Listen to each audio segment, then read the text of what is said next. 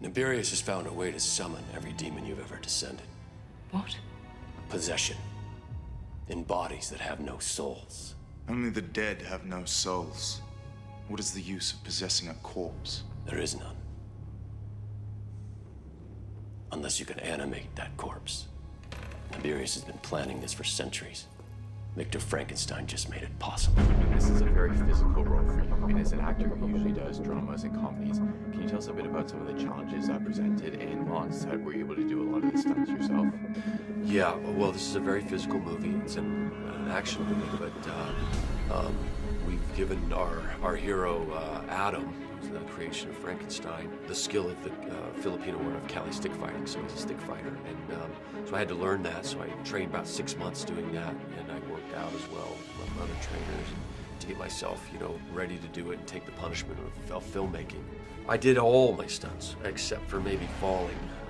I don't remember that I didn't do all the stunts. I did all my fighting myself. The director wanted me to do it so that he didn't have to cut away. He could see my face and the sticks flying at the same time and all that other stuff.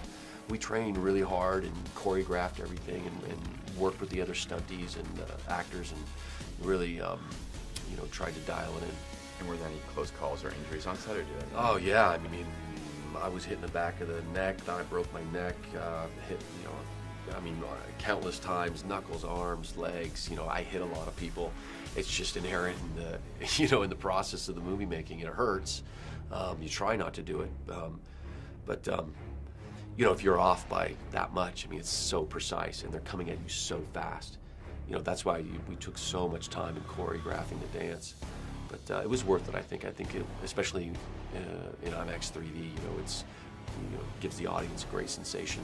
And not only did you have to transform your body for this role, but you also had to transform your face.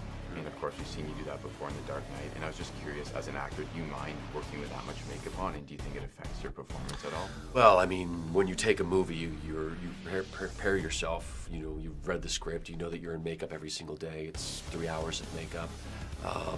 That's just the way it is. It helps you get into character. Like any mask or piece of clothing helps you transform yourself into your character. It gives you time to sink into your character for the day and be prepared for the day. Would I do it every movie? It would be tough, but in this one it was very effective because this guy has such a journey and he's come from such a place that I think it was needed. And I think we did the bare minimum. You're talking about Frankenstein here, so you could have gone crazy with it. But we wanted the character to be accessible. He's a lean, mean fighting machine. He's a new version of Frankenstein in a new world.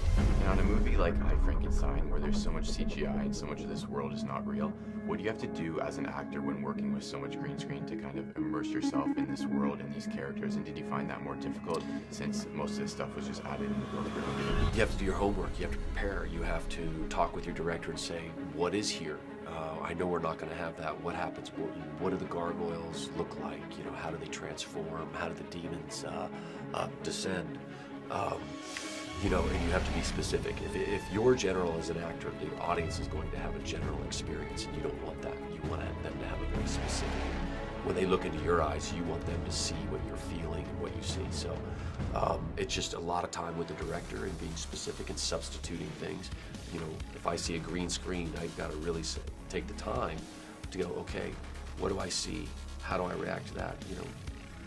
If you're doing it on the day, the problem is sometimes that the director doesn't know the answer to that question, and so you have to make up things. But generally, it's the way movies are made today, these sort of movies. And I know it's a bit early to be talking about this, but have there been any discussions for a sequel? Because the way the movie ends, it definitely leaves things open.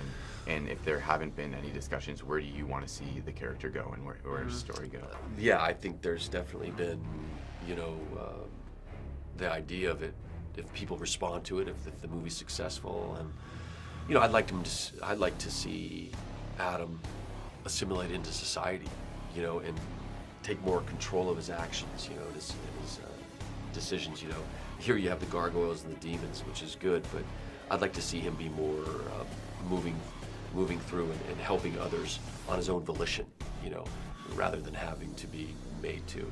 And I think right now we're just in that journey of he's, you know, sort of being forced into that decision. It's funny you mentioned society, because one of the things I noticed in the film was you don't really see any civilians. It's kind of only the gargoyles and the demons. Was that a conscious choice not to show kind of the rest of the city, the rest of the population? Yeah, this is the invisible war. I mean, this is the war right now. If we're talking, you know, in biblical terms or whatever, we're talking about the war between good and evil, but we're just sitting in a studio.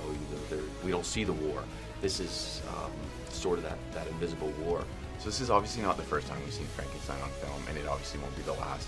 What do you think it is about this character and just his story in general that resonates so well with audiences, and why do you think he keeps coming back?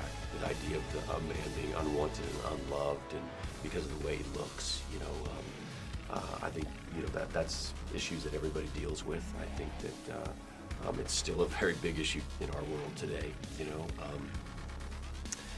and Mary Shelley's Frankenstein is such a great literary work. Maybe because he's just a creature that's been stitched together from a whole bunch of other different people. Maybe it's as easy as that.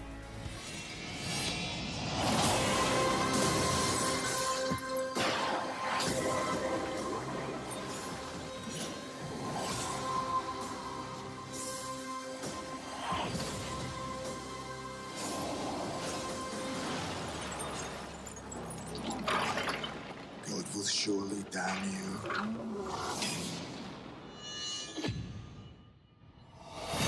He already did.